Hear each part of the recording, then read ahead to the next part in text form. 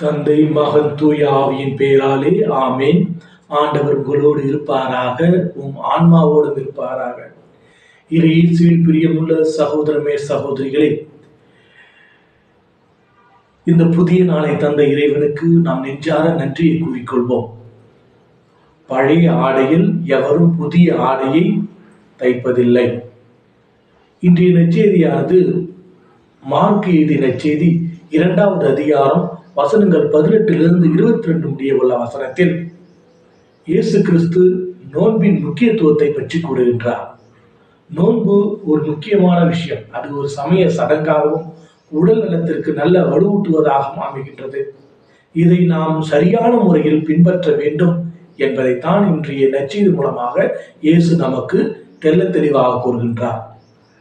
யோவானின் சீடர்களும் பரிசேயர்களும் நோன்பு இருக்க உமது சீடர்கள் ஏன் நோன்பு இருப்பதில்லை என்று பரிசேயர்கள் கேட்க, அதற்கு இயேசு, மணமகன் விருந்தினரோடு இருக்கும் வரையில் விருந்தினர்கள் எவரும் நோன்பு இருப்பதில்லை, நோன்பு இருக்க தேவையே இல்லை.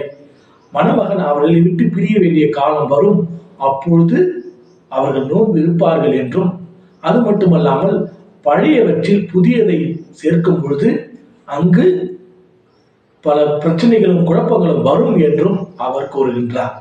நாம் அனைவரும் புதிய மனிதர்கள், புதிய சட்டத்திட்டங்களின் மூலமாக வாழ்கின்ற கிறிஸ்தவர்கள் என்பதை இன்றைய நற்செய்தி நமக்கு கூறுகின்றது.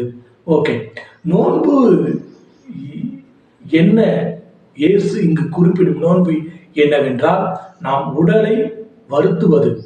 உடலை வருத்துவது என்றால் நம்முடைய உடலில் மூலமாக துன்பங்களுக்கு வரவிப்பதல்ல, மாறாக நம்முடைய ஆசாபாசங்களுக்கு முக்கியத்துவம் கொடுக்காமல் இறைவனின் சித்தத்திற்கு முக்கியத்துவம் கொடுப்பது. பல நேரங்களிலே நம்முடைய சிந்தனையும் சொல்லும் செயலும் உலகை சார்ந்து அலைந்து கொண்டிருக்கின்றன. அவற்றிற்கு நாம் ஒரு தடைக்கற்களை போட வேண்டும், அவற்றை நெறிப்படுத்த வேண்டும். அதன் மூலமாக நம்முடைய வாழ்க்கையை சிறப்பாக மாற்ற வேண்டும், கிறிஸ்துவுக்கு ஏற்ற வாழ்வாக மாற்ற வேண்டும் என்பதைத்தான் இன்றைய நற்செய்தி நமக்கு கூறுகின்றது. அதைத்தான் நம்மை புதிய மனிதர்களாக மாற்றும்.